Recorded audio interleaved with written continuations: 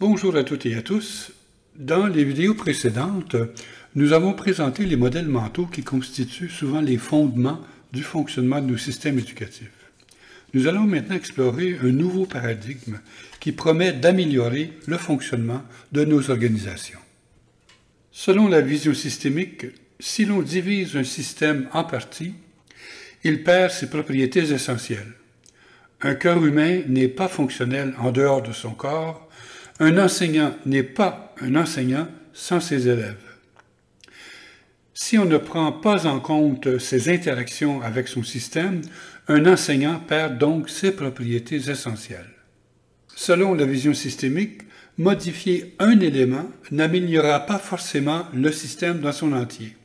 Il faut que la modification de l'élément s'intègre dans le fonctionnement du système. Par exemple, former des enseignants pourra avoir un impact au niveau local, mais n'aura pas d'impact sur l'ensemble du système si les conditions d'enseignement ne sont pas favorables à la mise en œuvre des nouvelles compétences. L'une des caractéristiques d'un système, c'est que traiter les causes immédiates ou proximales ne règle pas les incohérences du système. Augmenter le financement du système ne changera pas forcément son efficacité si, par exemple, la gestion de ses finances est inadéquate. C'est ce qui est le plus difficile à comprendre. Nous sommes habitués à régler des problèmes simples en traitant leurs causes immédiates. Mais dans un système social complexe, cette méthodologie ne fonctionne plus. La pensée systémique se distingue de la pensée traditionnelle selon les contrastes suivants. Au lieu de déconnecter un élément pour l'analyser, la pensée systémique observe l'interactivité des parties pour comprendre leur fonctionnement. Plutôt qu'une vision linéaire, où les causes sont perçues comme passant nécessairement de A à B à C, on adopte une vision circulaire, où les causes et les effets s'influencent mutuellement.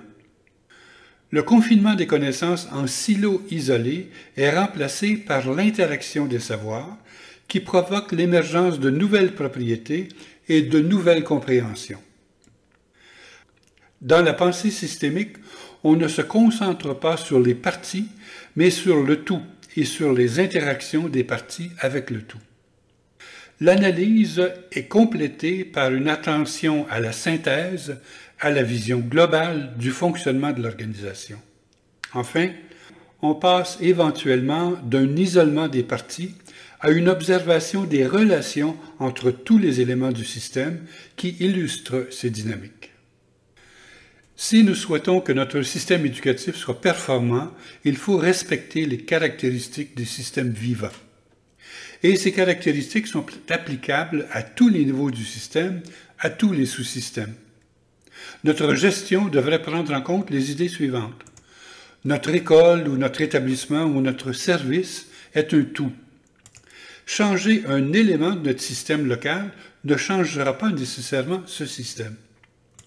Les changements induits doivent s'intégrer dans le système local.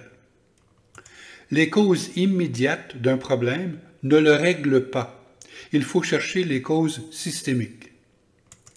Le feedback le plus important, ce n'est pas celui qui est transmis aux autorités, mais celui que l'on utilise pour améliorer les apprentissages.